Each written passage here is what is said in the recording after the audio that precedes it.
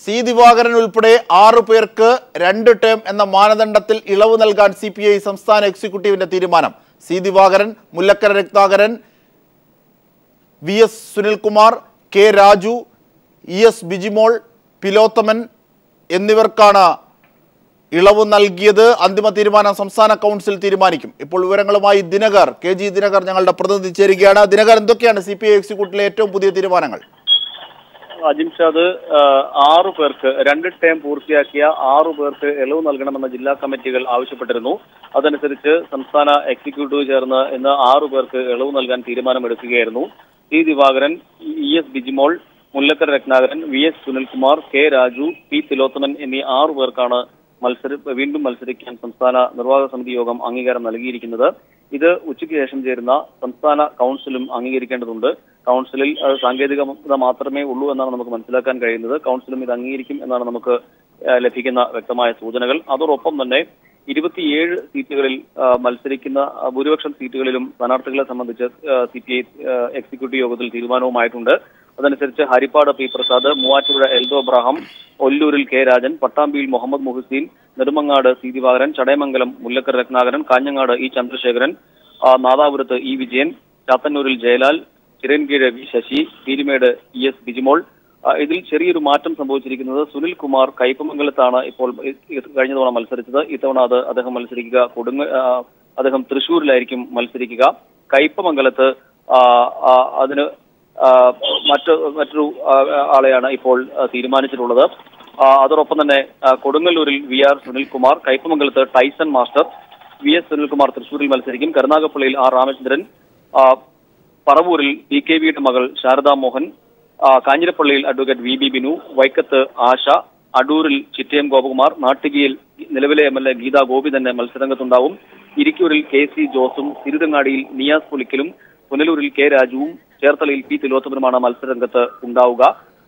അജിംഷാദ്. ശരി ദിനകർ, ദിനകറാണ് വിശദാംശങ്ങൾ നൽകിയത്. മറ്റൊരു വാർത്തയിലേക്ക്. സ്ഥാനാർത്ഥി പട്ടികയിൽ പൊതുമാനദണ്ഡം വേണമെന്ന സുധീരന്റെ ആവശ്യം കോൺഗ്രസ് സ്ക്രീനിംഗ് കമ്മിറ്റി തള്ളി. കോൺഗ്രസ് സ്ഥാനാർത്ഥികളുടെ അന്തിമ പട്ടിക സംബന്ധിച്ച് ധാരണയായില്ല. തർക്ക സീറ്റുകളിൽ പാനൽ അവതരിപ്പിക്കാനും തീരുമാനം. വിവരങ്ങളുമായി ഇപ്പോൾ സന്തോഷ് സർലിംഗ് ഞങ്ങളുടെ പ്രതിനിധി ചേരുകയാണ്. സന്തോഷ്, എന്തൊക്കെയാണ് കോൺഗ്രസിന്റെ ദില്ലിയിലെ സ്ക്രീനിംഗ് കമ്മിറ്റിയിൽ ഉയരുന്നത്? അജിംഷാദ്, 4 തവണയിൽ കൂടുതൽ മത്സരിച്ചവരെ ഒഴിവാക്കുക, ആരോപണ വിധേയർക്ക് വീണ്ടും സീറ്റ് നൽകരുത് എന്നീ സുധീറിന്റെ ആവശ്യങ്ങൾ AI ഗ്രൂപ്പുകളുടെ സമ്മർദ്ദത്തിൽ നിന്ന് ACC സ്ക്രീനിംഗ് കമ്മിറ്റി എന്തായാലും പൂർണ്ണമായും ഒഴിവാക്കി. എന്നാൽ മന്ത്രിമാരായ K Babu, Adoor Prakash, KC Joseph കൂടാതെ തിരുവഞ്ചൂർ രാധാകൃഷ്ണൻ എന്നിവരെ വീണ്ടും മത്സരിക്കുന്നതിനെ ശക്തമായി എതിർത്ത് AI ഗ്രൂപ്പുകൾക്ക് ഒരു മറുപടി നൽകാനാണ് ഇപ്പോൾ സുധീരൻ ശ്രമിക്കുന്നത്.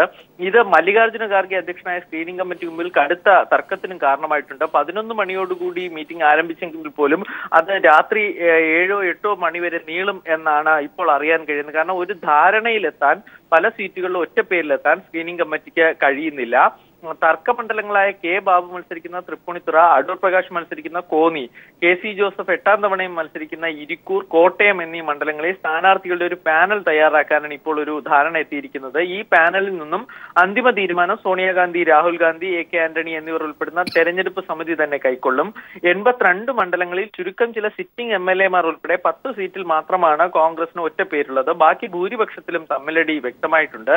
കൊല്ലത്താകട്ടെ മഹിളാ കോൺഗ്രസ് നേതാവ് ബിന്ദു കൃഷ്ണയും KPCC ജനറൽ സെക്രട്ടറി ഷൂർനാട് രാജശേഖരനും തമ്മിൽ തർക്കമുണ്ട്.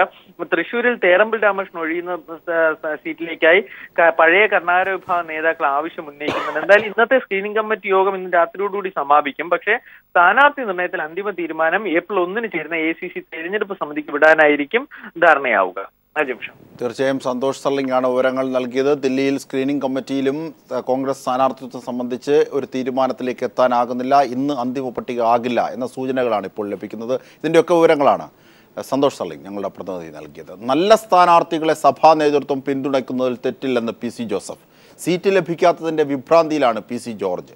തെരഞ്ഞെടുപ്പ് കഴിയുമ്പോൾ PC ജോർജിൻ്റെ ജനപിന്തുണ വ്യക്തമാകുമെന്നും PC ജോസഫ് പറഞ്ഞു. ജോർജ് ഇടതുപക്ഷ ജനാധിപത്യ മുന്നണിയുടെ പിന്തുണ കിട്ടും എന്ന് പ്രതീക്ഷിച്ചിരുന്നു. അത് കിട്ടില്ല എന്ന് വന്നു കഴിഞ്ഞപ്പോഴുണ്ടാകുന്ന ഒരു വെപ്രാളം എന്നുള്ളതിൽ കവിഞ്ഞ് അദ്ദേഹത്തിൻ്റെ ഇപ്പോഴത്തെ പ്രസ്താവനകൾക്ക് ഒരു സ്നേഹിതൻ എന്നുള്ള നിലയിൽ ഞാൻ വലിയ പ്രാധാന്യം കൊടുക്കുന്നില്ല. നല്ല സ്ഥാനാർത്ഥികളെ മതമേലധ്യക്ഷന്മാരും സാമുദായിക സംഘടനകളും രാഷ്ട്രീയ പാർട്ടികളും ഒക്കെ പിന്തുണയ്ക്കുക എന്നുള്ള ഒരു സ്വാഭാവികമായ പ്രക്രിയയല്ലേ. അതിനകത്ത് എന്താ പ്രാധാന്യം? ഞങ്ങളുടെ പിന്നിൽ അണിനിരക്കുന്ന ജനതയുടെ ഒരു അളവ് ജോർജിന് തെരഞ്ഞെടുപ്പ് കഴിയുമ്പോൾ ബോധ്യപ്പെടും. പിന്നെ ഒരു പ്രധാനപ്പെട്ട വിഷയമെന്ന് പറയുന്നത് ജോർജ് പൂഞ്ഞാർ നിയോജകമണ്ഡലത്തിലെ ഒരു വ്യക്തിയാണ്. തെരഞ്ഞെടുപ്പ് പ്രചരണം ശക്തിപ്പെട്ട് കഴിയുമ്പോൾ വ്യക്തികൾ വളരെ അപ്രധാനമാകുമെന്നും മുന്നണികൾ അതിൻ്റെ മുൻനിരയിലേക്ക് വരും എന്നാണ് എൻ്റെ ഒരു വിശ്വാസം. പത്തനംതിട്ട കോന്നിയിൽ അടൂർ പ്രകാശിന്റെ സ്ഥാനാർത്ഥിത്വത്തിനെതിരെ പശ്ചിമഘട്ട സംരക്ഷണ സമിതി രംഗത്ത്. അടൂർ പ്രകാശിനെ കോന്നിയിൽ മത്സരിപ്പിക്കരുതെന്ന് കാണിച്ച് ഇവർ KPCC പ്രസിഡന്റിന് കത്തയച്ചു. അടൂർ പ്രകാശിനെ മത്സരിപ്പിച്ചാൽ പരിസ്ഥിതി പ്രവർത്തകരുടെ നേതൃത്വത്തിൽ എതിർ സ്ഥാനാർത്ഥിയെ നിർത്തുമെന്നും ഇവർ പറഞ്ഞു. ഭൂമിദാന വിഷയത്തിലും റേഷൻ ഷോപ്പ് അനുവദിച്ചതിലും അഴിമതി ആരോപണ വിധേയനായ അടൂർ പ്രകാശിനെ കോന്നിയിൽ മത്സരിപ്പിക്കരുതെന്നാവശ്യപ്പെട്ടാണ് പശ്ചിമഘട്ട സംരക്ഷണ സമിതിയുടെ നേതൃത്വത്തിൽ KPCC പ്രസിഡന്റ് VM സുധീറിന് കത്തയച്ചത്. വിജിലൻസ് കേസിലെ പ്രതിയും ഭൂമിദാന വിഷയത്തിൽ ഏറ്റവും കൂടുതൽ ആരോപണ വിധേയനുമായ അടൂർ പ്രകാശിനെ കോന്നിയിൽ മത്സരിപ്പിക്കരുത്. അടൂർ പ്രകാശ് കോന്നിയിൽ നടത്തിയെന്ന് അവകാശപ്പെടുന്ന വികസന പ്രവർത്തനങ്ങൾ അഴിമതി മറച്ചുവെക്കാനാണെന്നും ഇവർ ആരോപിച്ചു.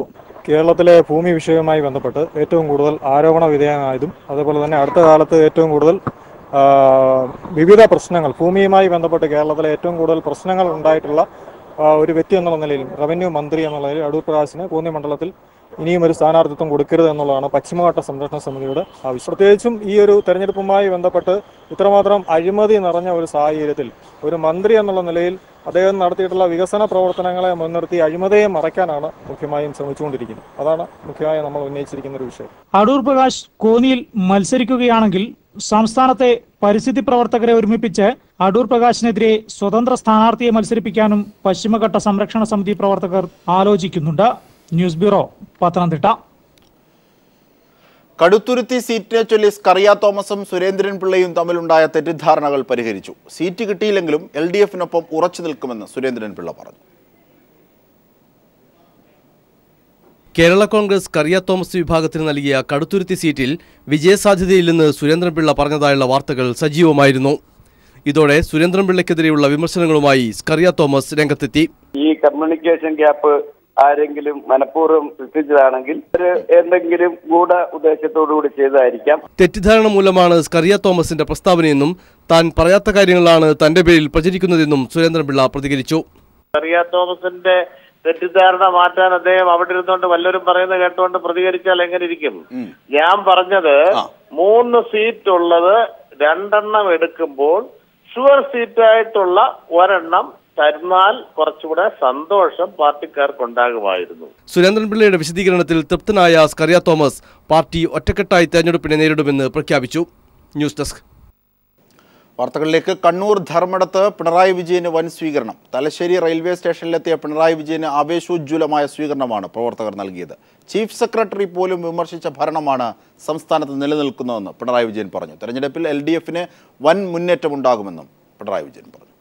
CPIM പോളിറ്റ് ബ്യൂറോ അംഗം പിണറായി വിജയന് പ്രൗഢഗംഭീരമായ വരവേൽപ്പാണ് ധർമ്മടം മണ്ഡലത്തിലെ പാർട്ടി പ്രവർത്തകരും നാട്ടുകാരും നൽകിയത്.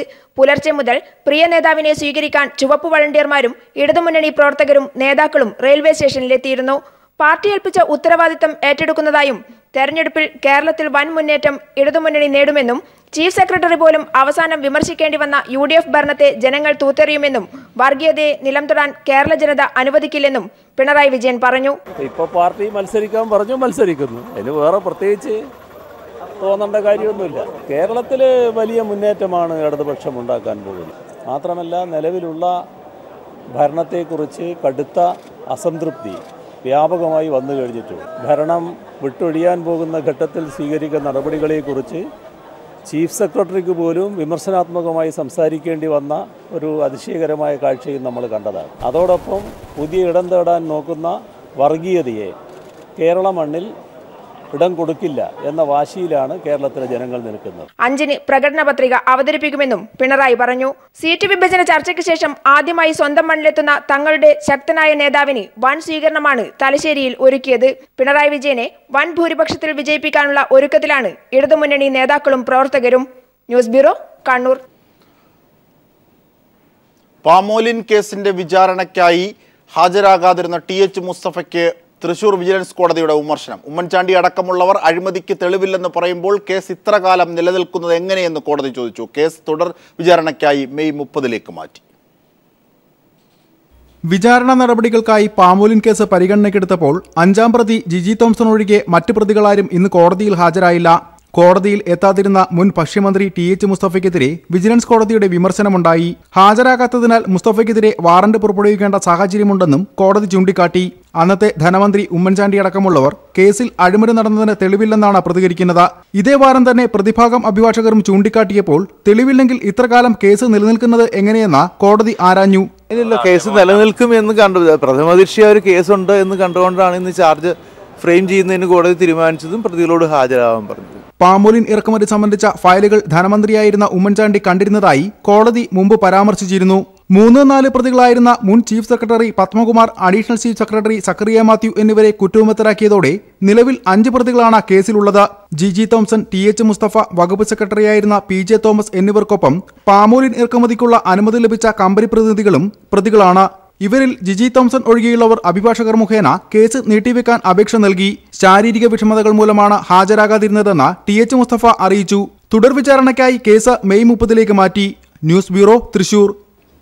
കലാഭവൻ മണിയുടെ ആന്തരിക അവയവങ്ങളുടെ രാസപരിശോധന സംബന്ധിച്ച് പോലീസും റീജിയണൽ ലബോറട്ടറിയും തമ്മിൽ തർക്കം. ഇതേ തുടർന്ന് പരിശോധന ഹൈദരാബാദിലെ ഫോറൻസിക് ലാബിലേക്ക് മാറ്റി. കാക്കനാട് റീജിയണൽ ലബോറട്ടറിയുടെ പരിശോധനയിലാണ് കീടനാശിനിയുടെ അംശം കണ്ടെത്തിയിരുന്നത്. കാക്കനാട് റീജിയണൽ ലബോറട്ടറിയിൽ നിന്ന് കഴിഞ്ഞ ദിവസമാണ് അന്വേഷണ ഉദ്യോഗസ്ഥർ ഫോറൻസിക് തെളിവുകളും ആന്തരിക അവയവ ഭാഗങ്ങളും തിരികെ വാങ്ങിയത്. തൃശൂർ സബ് ജുഡീഷ്യൽ മജിസ്ട്രേറ്റിന്റെ ഉത്തരവുമായി എത്തിയ അന്വേഷണ സംഘത്തിലെ 2 ഉദ്യോഗസ്ഥരാണ് തെളിവുകൾ തിരികെ വാങ്ങിയത്. ലാബിൽ നടത്തിയ പരിശോധനയിൽ മണിയുടെ മരണകാരണമായി വിലയിരുത്തപ്പെടുന്ന ക്ലോറിപൈറിഫോസ് എന്ന കീടനാശിനിയുടെ അംശം കണ്ടെത്തിയിരുന്നു. എന്നാൽ മണിയെ അവസാനം ചികിത്സിച്ച അമൃത ആശുപത്രിയുടെ റിപ്പോർട്ടിലോ പോസ്റ്റ്മോർട്ടം നടത്തിയ തൃശൂർ മെഡിക്കൽ കോളേജിന്റെ റിപ്പോർട്ടിലോ ഇത്തരം കണ്ടെത്തലുകളില്ല. കീടനാശിനി കഴിച്ചാൽ ഉണ്ടാകുന്ന രൂക്ഷഗന്ധം ഉണ്ടായതായും അവസാനം ഒപ്പമുണ്ടായിരുന്നവർ പറയുന്നില്ല. ഈ സാഹചര്യത്തിലാണ് വീണ്ടും രാസപരിശോധന നടത്താൻ തീരുമാനിച്ചത്. എന്നാൽ പഴയ സ്ഥലത്ത് ഇനി വേണ്ടെന്നത് സംസ്ഥാന റീജിയണൽ ലാബിനെ പോലീസ് അവിശ്വസിക്കുന്നതിന്റെ വ്യക്തമായ സൂചനയാണ്.